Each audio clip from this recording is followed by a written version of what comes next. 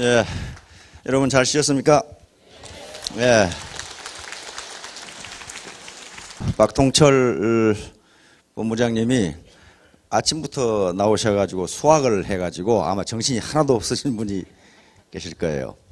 기왕에 이 수학이 나왔으니까 저도 수학을 하도록 하겠습니다. 무슨 사업이든지요, 수학적으로 맞지 않으면 그 사업은 절대로 성공할 수가 없어요. 수학적으로 반드시 맞아야 됩니다. 수학은 전혀 거짓말을 하지 않거든요. 그 노벨 경제학상을 받는 경제학자들 중에는 수학과 교수가 많습니다. 수학과 교수들이 노벨 경제학상을 받아요. 아니, 수학하고 경제학하고 무슨 상관이 있느냐? 그렇지가 않아요. 수학적으로 맞지 않으면 그 경제 이론은 아무 쓸모가 없어요. 그럼 간단한 수학 문제 하나 풀어보시죠. 산수 문제 하나. 어떤 영감님이, 어떤 어르신이 시골에서 소를 키우다가 이제 병이 들어서 돌아가시게 됐어요. 아들이 셋 있어. 장남, 중간, 차남, 그리고 막내. 그런데 이분이 가지고 있는 소가 17마리예요. 소가 17마리요. 그런데 이 노인이 돌아가시면서 장남은 지금까지 나를 이렇게 잘 보살피고 살았으니까 장남에게 2분의 1을 주어라. 2분의 1을 가져라. 차남은 3분의 1을 가져라. 막내는 맨날 지금까지 놀기만 했으니까 9분의 1을 가져라. 이렇게 해서. 그럼 어떻게 나눠가져야 돼, 이거? 어떻게 나눠가져야 돼? 저것을 아버지가 물려주신 소를 때려잡아가지고 나눠 가질 수도 없고. 그래서 세 형제가 고민을 하고 있는데 머리가 허연 저 같은 영감탱이가 지나가다가 소를 끌고 지나가다가 뭘 그리 고민하나. 그랬더니 이렇게 해서 영감님, 소를 때려 잡아먹을 수도 없고 아버지가 물려주신 재산을 어떻게 해야 될지 모르겠습니다. 그러니까 허허, 그런가. 그러면 내 소를 하나 갖게. 내 손을 하나 갖게. 그러면 어떻게 됩니까? 18. 그러면 큰 아들은 몇 마리 가져요? 9마리. 작은 아들은, 둘째 아들은 6마리. 예? 2마리죠? 2마리. 합하면 딱 나눠갖고 자기 소 끌고 유유히 사라졌어요. 그러잖아요. 이제 산수죠. 왜 이런 현상이 일어났을까요? 이 아름다운 이 부인께서 왜 이런 현상이 일어났을까요? 이게 초등학교 4학년 산수인데. 근데 초등학교 4학년 산수는요, 여기 계신 분들이 아무도 몰라요. 그때 다 잊어버렸거든, 그때. 왜 이런 현상이 일어났을까? 간단해요. 이걸 플러스 해봐요. 플러스 하면은 1이 나오지를 않아요. 이 값이 1이어야 전체를 나눠갖는 거예요. 근데 이 값이 18분의 17이에요. 그러니까 1이 안 되기 때문에 저런 현상이 나타났어요. 왜 여기 계시는 서민들이 돈을 벌어야 되느냐면요, 돈을 버시는 게 애국이기 때문에 지금 그렇습니다. 애국이기 때문에 그래요. 미국 지금 돈 찍어내고 있죠. 돈을 사정없이 찍어내요. 말은 좋죠. 퀀티테이티브 이징, 양적 완화. 다시 말하면 국가가 경제정책을, 거시 경제정책을 할 수 있는 수단이 두 가지가 있습니다. 하나는 재정정책이고 또 하나는 금융정책이에요. 그런데 미국은 현재 재정정책을 할 수가 없어요. 왜냐하면 재정적자가 워낙 심해. 워낙 심해서 미 연방정부가 걷어들인 세금보다 쓰는 돈이 많으니까 거기서 다시 지금 더 많은 적자 재정을 할 수 없는 입장에 있어요. 그러면 이제 금융정책으로 거시경제를 조정해야 되는데 금융정책을 할 수 있는 수단이 이자율이라고 하는 수단이 있어요. 이자. 우리 중앙은행이 대한민국 중앙은행인 한국은행에서 매달 또는 매 분기에 이자율 조정을 하죠. 0.25, 3.25%니 그걸 가지고 국내 거시경제 이 변수를 조정을 합니다. 그런데 미국은 이미 실질 이자율이 0%이기 때문에 이자율을 더 떨어뜨릴 수가 없어요. 그러니까 이자율을 움직여 가지고 거시경제를 조정할 수 없으니까 그러면 어떻게 하느냐? 돈을 찍어내. 양을 늘려. 돈의 양을 늘려 가지고 고용을 창출하고 기업에 돈을 대주고 그런 방법을 합니다. 그러니까 어떻습니까? 옆에 일본의 아베 수상이 들어서면서 우리도 찍어내자고 돈 찍어내고 있죠 지금. 일본은 이미 2003년도경에 이자율이 0%가 됐어요. 0%. 일본이 재정적자가 세계에서 가장 커요. GDP의 250%가 지금 재정적자예요. 그러니까 일본이 지금 무디스라든가 이런 세계 신용평가 회사에서 일본의 신용을 떨어뜨리는 게 재정적자가 너무 많아요. 그러니까 재정정책으로 일본도 경기 부양을 할 수가 없어. 이자율이 마이너스가 될 수는 없잖아요. 은행에서 우리 은행에 돈 맡기려 면 돈 내고 돈 맡겨라. 이렇게 되면 누가 맡기겠어요 그걸. 자기 집에 놔두지. 그러니까 이자율은 마이너스가 될 수가 없습니다. 그러니까 일본도 돈을 찍어내기 시작했어요. 지금 무한정 찍어내기로 했다는데 지금 워낙 강세가 계속되고 있죠. 엔화가 떨어지고 달러 가치가 떨어지면서 그럼 어떻게 돼요? 우리 무역이 안 돼요. 수출이 안 돼요. 수출이 안 돼. 예를 들면 1달러에 1,200원 환율이었다면 우리 기업이 1달러짜리 물건을 미국에 팔아서 1달러를 가져오면 한국은행에서 얼마 바꿔줘요? 1,200원 바꿔줘요. 근데 요게 1,100원으로 떨어졌다 그러면 1,100원밖에 안 줘요. 그러니까 수출하는 기업 입장에서는 우리 원화가 강세가 되면 수출해봐야 채산성이 안 맞아. 그러면 채산성을 맞추려면 어떻게 해야 되느냐면 수출 가격을 올려야 돼.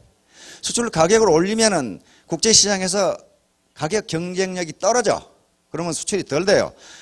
지금 엔화가 계속 약세를 유지하고 있기 때문에 세계 시장에서 일본 제품과 우리 한국 제품이 경쟁하고 있는 것이 거의 대부분이에요. 자동차부터 시작해서 전자 거의 대부분이죠. 그러니까 우리에게 비상이 걸렸어요. 그러니까 미국 돈 찍어내고 일본 돈 찍어내고 그러면 중국이 가만히 있겠어요? 우리도 찍어내자. 지금 이렇게 된 거예요. 우리도 찍어내자. 그래가지고 이번에 발표한 거 보면은 우리 돈으로 한 350조의 적자 재정을 하겠다. 그 말은 세금 거둔 것보다 350조 찍어 쓰겠다. 그 말이에요. 돈 찍어내겠다. 근데 우리는 아직 아무것도 안 하고 있죠 지금. 응? 다시 말하면 금년도 우리 경제가 그렇게 좋아 보일 것 같지가 않다. 그런 말이에요. 그러면 이제 여기 계신 분들이 어떻게 해야 되겠어요? 돈 많이 벌어서 세금 많이 내야 되겠죠. 그러면 작년에 매출이 뭐 2,350억, 약 2,000억이라고 합시다. 2,000억이라고 하면은 35%가 수당으로 나가기 때문에 총 얼마예요? 700억이죠. 700억. 700억 원이에요.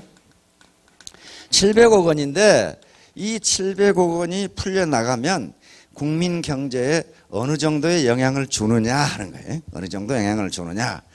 여기에 승수라고 하는 것이 있는데요. 승수, 즉 멀티플라이어라고 하는 것이 있는데 예를 들면 이런 겁니다. 1,000원을 벌었어요. 1,000원을 벌어서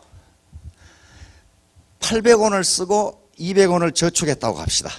그러면 여기서 200원이 저축이 되고 1,000원을 벌어서 800원을 썼다는 것은 무슨 얘기냐면 800원이 누군가의 소득으로 갔다는 거예요.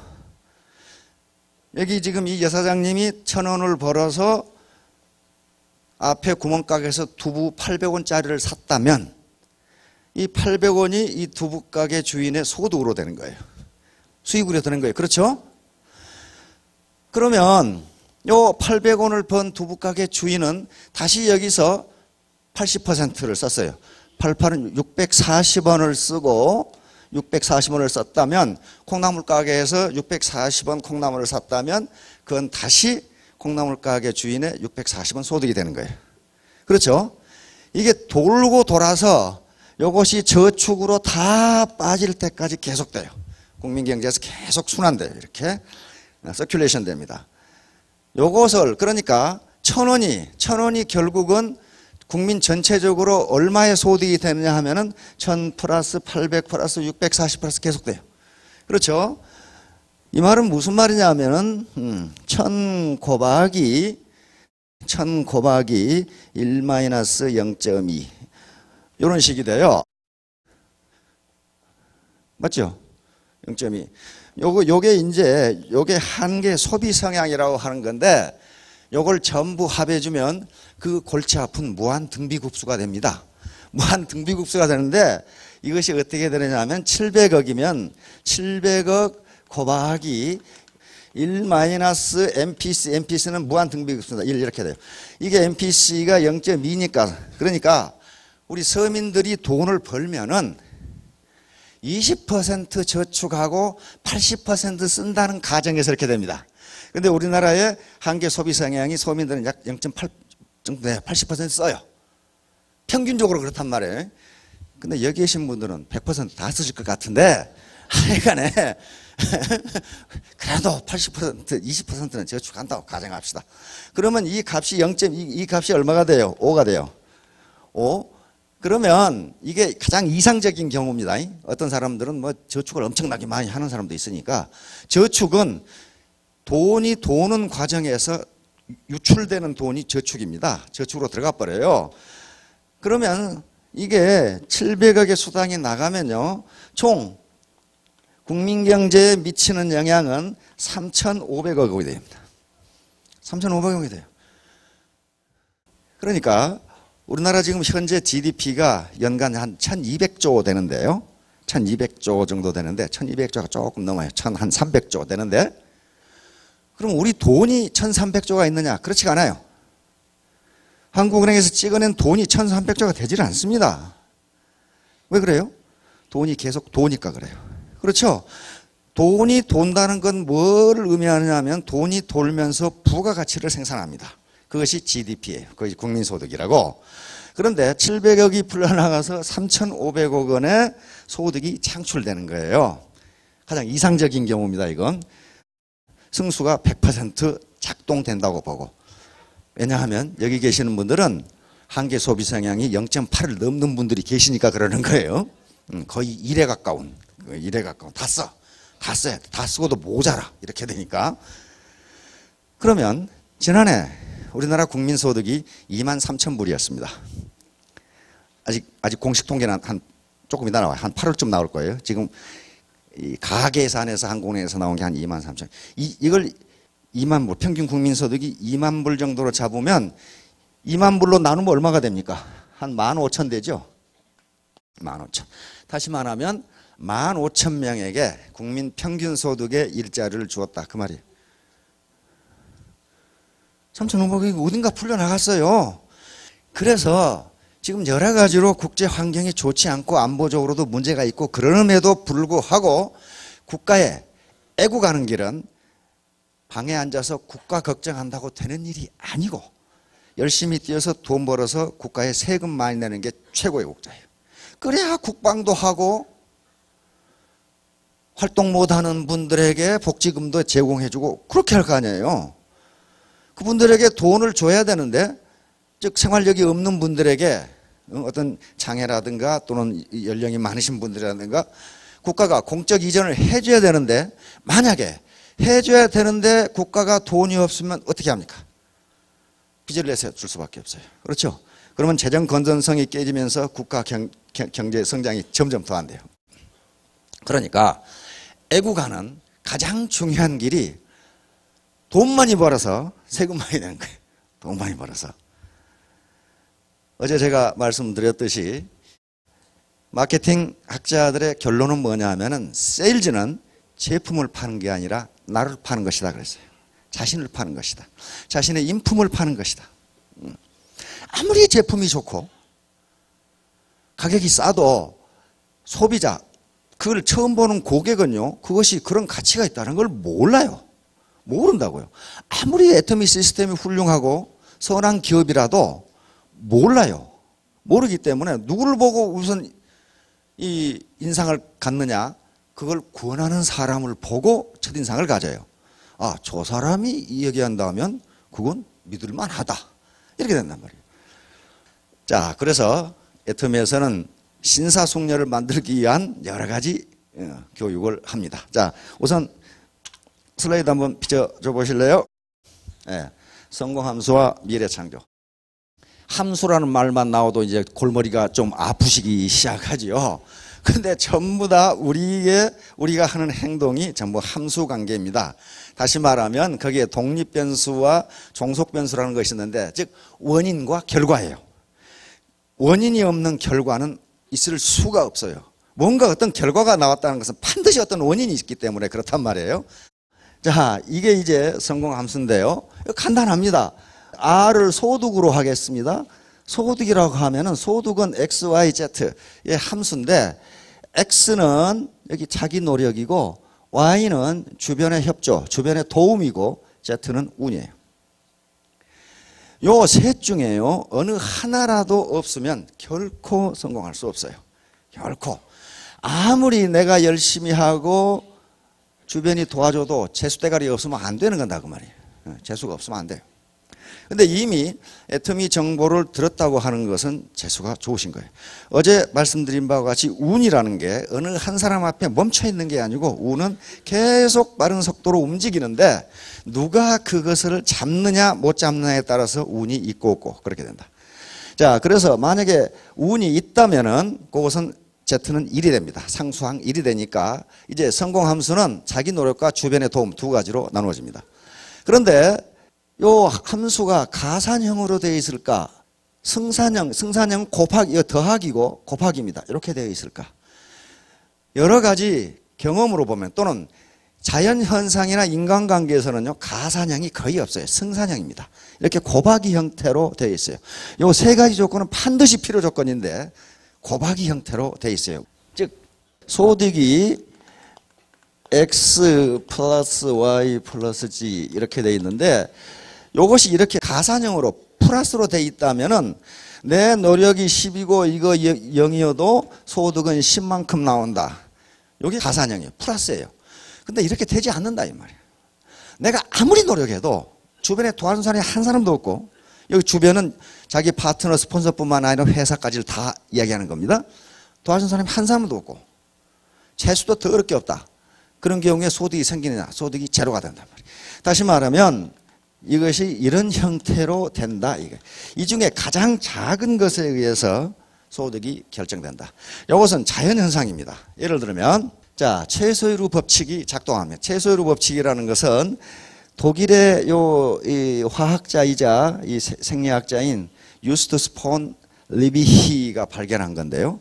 이 양반이 어떤 식물 실험을 하는데 환경이 좋은 곳에 식물을 심고 환경이 나쁜 곳에 식물을 심었는데, 상식적으로 생각하기에 환경이 좋은 곳에 심은 식물이 더 잘 자라야 되는데 그렇지가 않더라 이거야.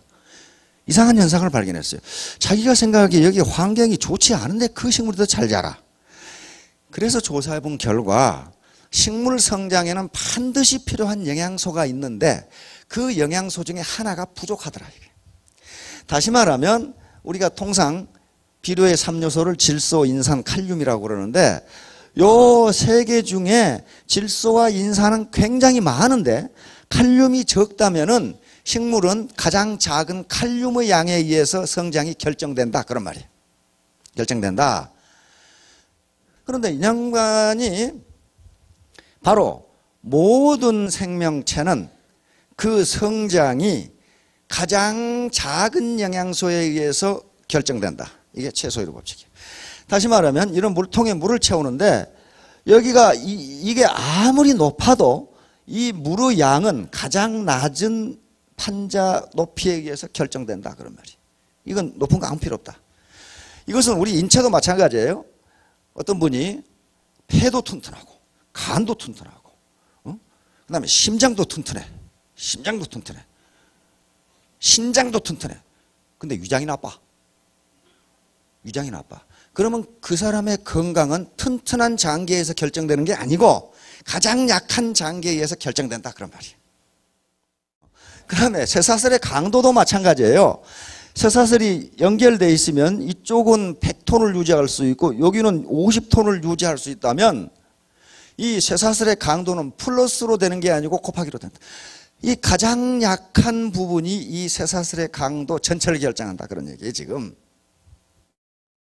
생명 유지도 마찬가지예요. 생리학자들한테 물어보니까 인간이 생명 유지를 하는 데는 세 가지 조건이 필요하답니다.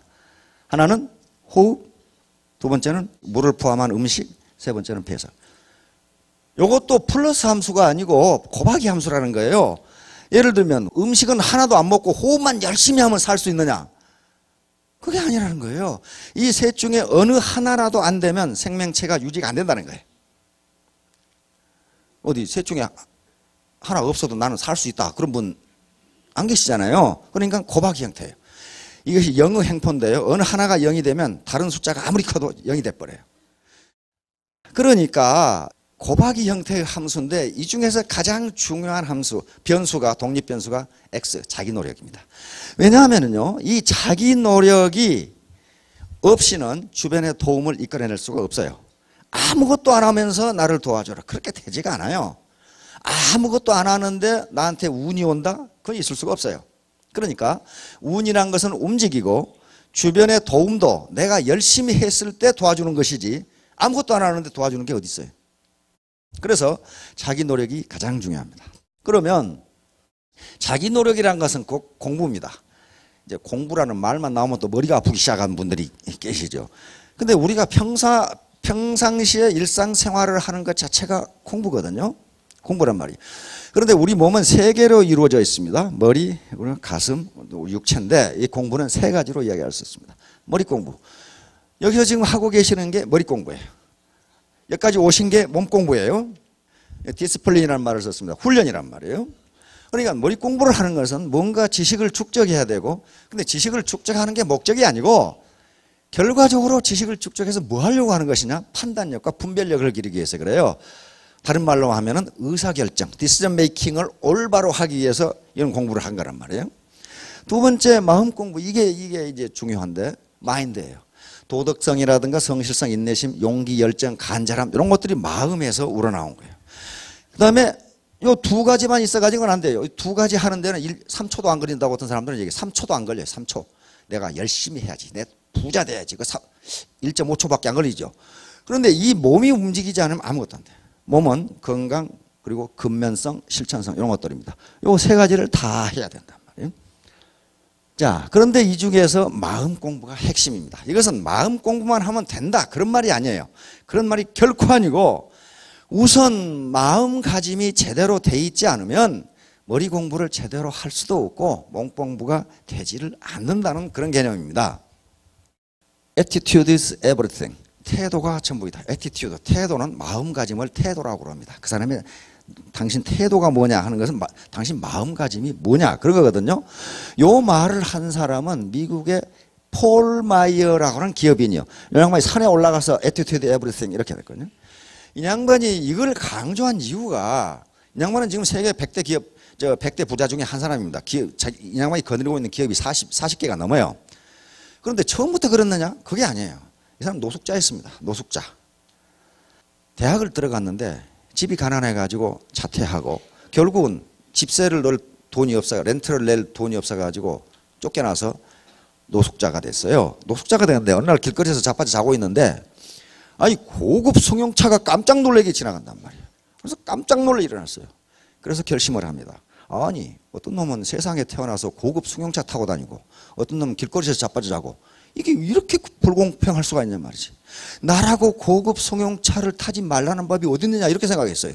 이게 뭐예요? 이게 애티튜드예요. 그러면 돈을 벌어야 될 거 아니에요. 돈을 벌기 위해서 미국에는 보험회사가 굉장히 많습니다. 우리처럼 건강보험이 국가적으로 되질 않아요. 자, 그래서 보험회사에 보험 세일즈맨으로 들어가기 위해서 면접을 하는데 계속 낙방. 왜? 이 사람이 말더듬이야. 키는 적은 데다가 학력은 고졸에다가 보증을 아무도 쓸 수 없는 노숙자에다가 거기다가 말더듬이까지. 여러분들이 보험회사 사장님이시라면 뽑겠어요? 가서 인터뷰를 하면 낙방이야. 처음에는 들어갔죠. 들어갔는데 3주 만에 쫓겨나 버렸어요. 그래가지고 무려 57개 회사를 전전하면서 쫓겨납니다. 근데 그때마다 폴 마이어는 자기 결심이 있죠. 나는 나라고 고급 승용차를 타지 말라는 법이 있느냐. 그 결심. 나도 부자가 될 수 있다. 이렇게 생각한 거예요. 그래서 보험회사에서 인터뷰에서 쫓겨날 때마다 거기서 말을 했어요.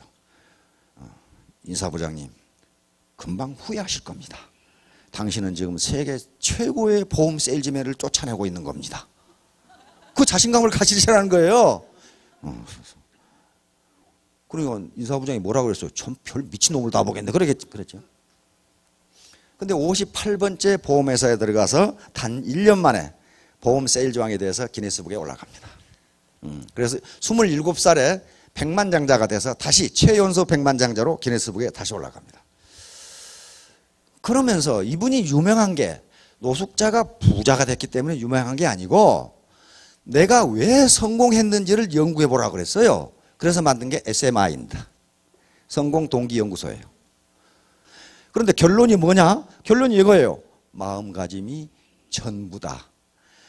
내가 반드시 성공하겠다는 마음가짐, 여기서부터 모든 게 출발했다.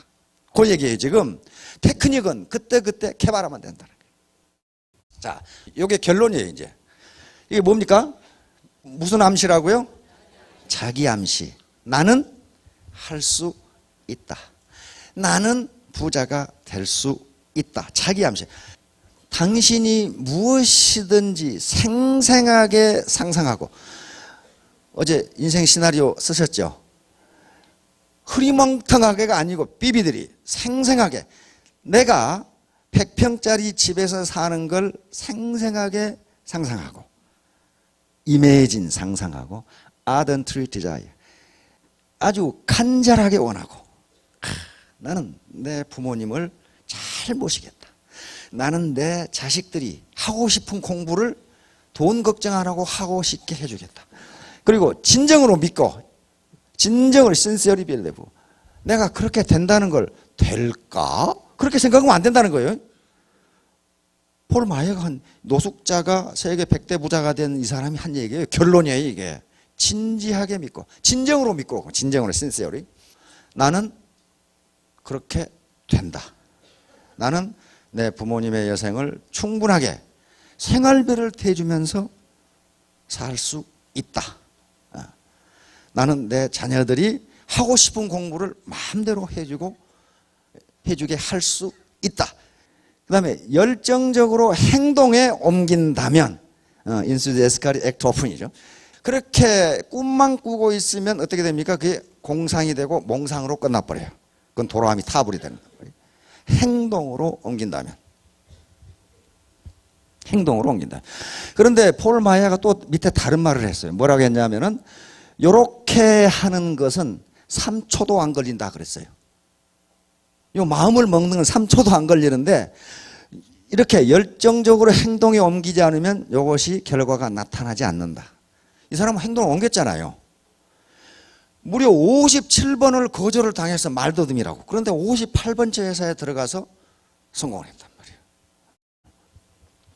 그래서 성공하는 데 있어서 가장 중요한 게 용기와 열정입니다. 뭐 학력이니 경력이 아무 필요 없고 용기와 열정만 있으면 되는데, 이 용기와 열정이 있어야 몰입이 가능해요. 몰입은 여기에 집중한다는 거거든요. 미친다는 거거든요. 그런데 용기와 열정, 몰입은요, 역시 또 간절함의 함수예요. 간절함이 없으면, 내가 반드시 성공했다는 그런 게 없으면 이게 나오질 않아요. 그렇죠? 그래서 간절한 마음이 반드시 필요하다. 패션, 열정이죠. 열정은 미친 듯한 열정이에요. 패션은. 디자이어하고는 종류가 좀 달라요. 이렇게 되면 나는 반드시 성공하겠다. 이런 각오가 필요하다. 나는 반드시 성공하겠다. 석세스. 이 석세스 아카데미잖아요. 이 성공 사관학교예요. 이런 각오가 필요해요. 이런 거. 그래서 I'm confident in myself. 나는 누구를 믿는다? 나를 믿는다. 나를 믿는다. 자기 못 믿는 사람 많아요.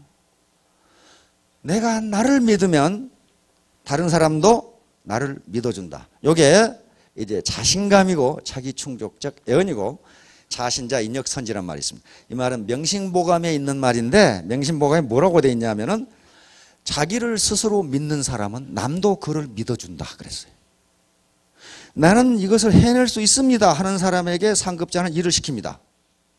글쎄요, 그런 부하기는 일 안 시켜요. 저는 못 해내거든. 그거. 따라서 이렇게 이 총각이죠. 이 총각처럼 이 석세스 나는 반드시 해낸다. 반드시 성공한다. 그리고 I'm confident in myself. 나는 나를 믿는다. 그러면 애터미 싸움을 혼자 하는 게 아니라 그랬죠. We can do it. 우리는 할 수 있다. 나는 못하는 것을 우리는 할 수 있다. 결코 혼자 성공 못합니다. 결코 못해요. 네트워크, 이 휴먼 네트워크니까 인간 그물망입니다. 아무리 자기가 세고 학력이 좋고 능력이 있어도요, 그물코 하나에 불과해요. 여러 그물코가 있어야 되기 때문에 you can do it. 나는 할 수 없는 것을 우리는 할 수 있다. 자, 미래창조. 미래는 오는 것이 아니라 만드는 것이라고들 이야기합니다. 모든 학자들이 그렇게 이야기하는데 가만히 생각해 보면 그래요. 여기 계신 분들의 미래는 언제부터 시작됩니까? 지금부터 시작되는 거예요. 그렇죠? 어제까지는 과거예요. 과거. 과거는요, 어떻게 할 수가 없어요. 과거를 돌이킬 수 있는 능력을 가진 사람 한 사람도 없어요. 그러나 미래는 자기가 만들 수가 있어요. 자기 결심이. 그런데 미래의 출발점이 바로 지금이란 말이에요. 그렇죠? 자, 피터 드라커. 이냐면 저명한 20세기의 가장 영감이 뛰어난 학자 중에 한 사람입니다. 95세까지 피터 드라커 대학원에 그 학교에서 대학원 이름을 아예 피터 드라커 대학원으로 바꿨어요. 거기 경영학 교수를 했고 95세까지 책을 쓰시다가 돌아가셨어요. 자, 미래를 예측하는 최상의 방법은 미래를 창조하는 것이다. 내가 3년 뒤에 어떻게 살 것인가, 5년 뒤에 어떻게 살 것인가 예측하는 가장 좋은 방법은 내가 그것을 만들어가는 과정이다. 맞는 것 같죠? 자, 다음에 미래를 예측하는 최상의 방법은 미래를 만들어내는 똑같은 얘기예요. 앨런 케이는 미국의 저명한 컴퓨터 전문가입니다. 엘빈 토플러 미래가 아직 오지 않은 것이 아니라 우리가 아직 만들지 못했을 뿐이다. 이런 얘기는 수많은 현자들이 했습니다. 다시 말하면 미래는 가만히 있으면 되는 게 아니고 자기가 만들어가는 것이다. 이 양반들입니다. 드러커, 앨런 케이, 토플러. 이제 보통 사람들이 직면한 문제인데 요게 임금소득과 자유업, 요것은요 자유업, 자영업이든지 이런 것은 시간과 소득을 맞바꾸는 방법이에요. 그러니까 자기가 공무원이 됐건 회사원이 됐건 그 회사나 공무원으로서 일하지 않으면 봉급도 나오지를 않습니다. 퇴직하는 순간 봉급이 제로가 돼요. 자영업도 마찬가지입니다. 가수도 마찬가지고 배우도 마찬가지고 선수도 마찬가지, 다 마찬가지예요. 자기가 노동을 제공한 대가로 돈을 받아요. 그런데 노동이 끝나면 따라서 소득이 제로가 되기 때문에 통상 사람들은 여기에서 소득을 얻어서 저축을 해서 여기에 자본을 축적해서 자본소득을 얻으려고 합니다. 다시 말하면 자본소득이라고 하는 것은 내가 큰 상가를 가지고 있다든가 은행에 예금을 가지고 있다든가 유가증권을 가지고 있다든가 큰 땅을 가지고 있다든가 또는 로얄티를 받을 수 있는 특허를 가지고 있다든가 저작권을 가지고 있다든가 이게 전부 자본이에요. 그러면 내가 일하지 않아도 그 자본에서 소득이 나옵니다. 은행에 많은 저금이 있다. 즉 100억의 저축을 해놨다. 그게 이자 4%만 하더라도 얼마가 나옵니까? 한 달에 한 4천만 원 나오죠. 그 정도면 쓸만하죠.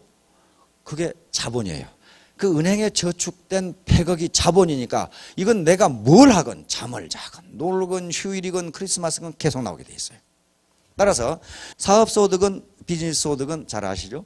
자, 이게 시스템 소득이에요. 시장 시스템, 자본주의 시장 시스템이 나에게 소득을 갖다 주는 그게 시스템 소득인데 많은 사람들은 여기서 소득이 생길 때 여기에 저축을 해서 자본을 축적해 가지고 노후에 이걸 생활자금으로 만들려고 그래요. 연금도 여기 자본소득에 속합니다. 연금도 자기가 근로세대에서 계속 저축을 해놨다가 나중에 받는 거죠.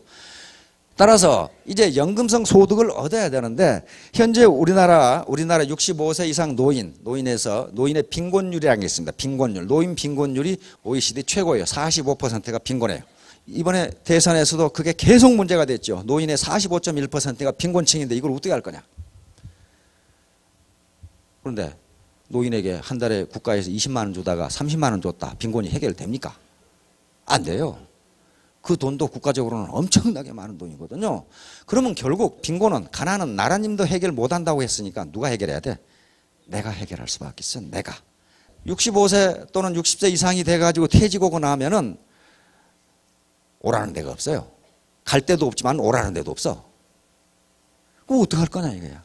그런데 그 세대가 우리 대한민국이 농경세대에서 산업화 시대를 거치면서 이만큼의 국력을 키우는데 최고로 고생 많이 하고 귀한 분들이거든.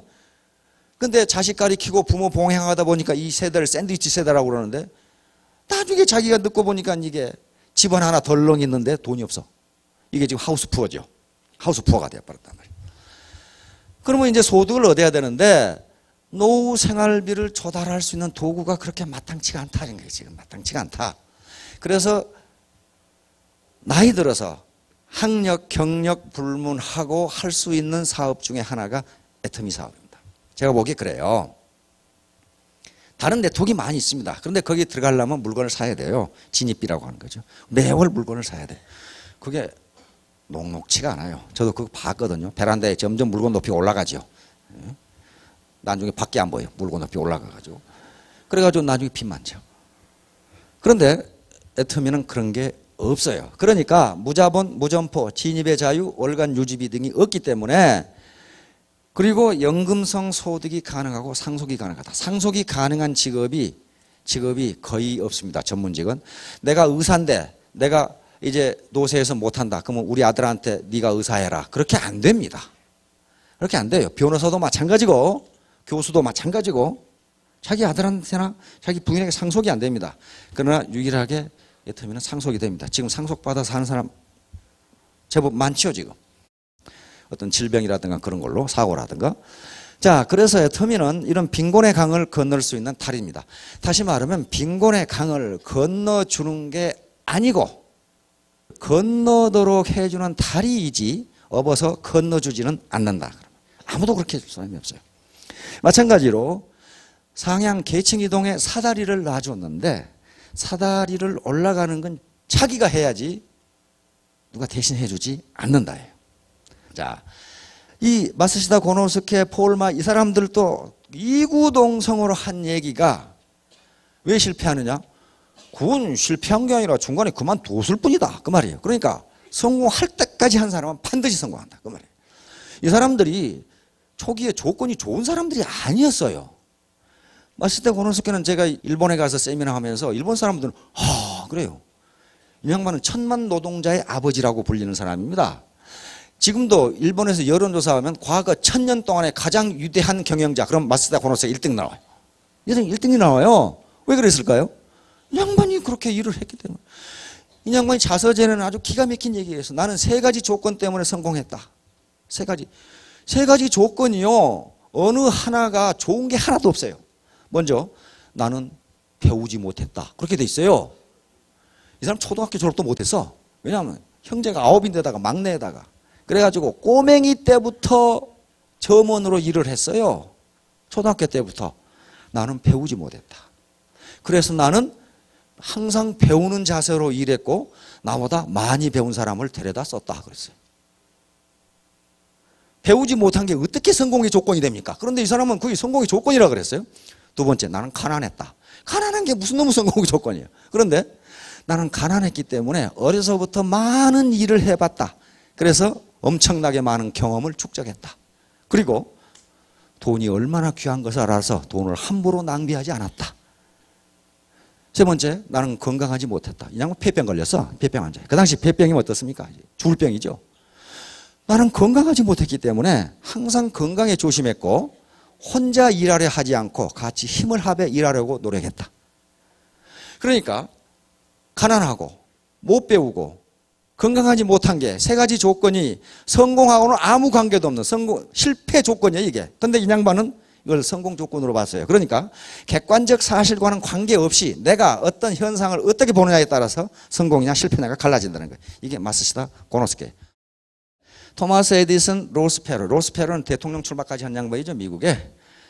고집이 무지무지 세가지고 로스페로가 출마하는 바람에 빌 클린턴이 당선됐어요. 상대방 표를 갉아먹어버린 바람에. 굉장히 위대한 인물이죠. 그러니까 이 양반도 미국의 100대 부자 중에 한 사람입니다. 나폴레옹 힐, 바로 이 성공학의 대가지요, 이 양반. 그 다음에 탈무드. 다음 빈스 롬바르디. 빈스 롬바르디는요, 여러분들이 잘 모르시겠지만 미국 풋볼 있죠, 풋볼. 아메리칸 풋볼. 요 공 이렇게 타원형으로 생긴 공 가지고 뛰고 들이받고 3만 원 한 놈들이 그런 거 있죠. 그게 처음 생겼을 때 그린베이 패커스라는 팀이 있어요. 풋볼 팀이 있는데 그 팀이 승률이 10%였습니다. 그러니까 이 팀은요, 10번 경기를 하면 9번 지는 팀이었어요. 겨우 한 번 이기는 팀이었어요. 이 팀의 감독을 맡아가지고 슈퍼볼이 처음 시작됐을 때 연 2년 연속 우승을 해버린 감독이에요. 그러니까 어떻다는 거예요? 성공 확률 10%밖에 안 되는 것을 90% 노력으로 100% 성공을 이루는 사람이요, 빈스 롬바르디가.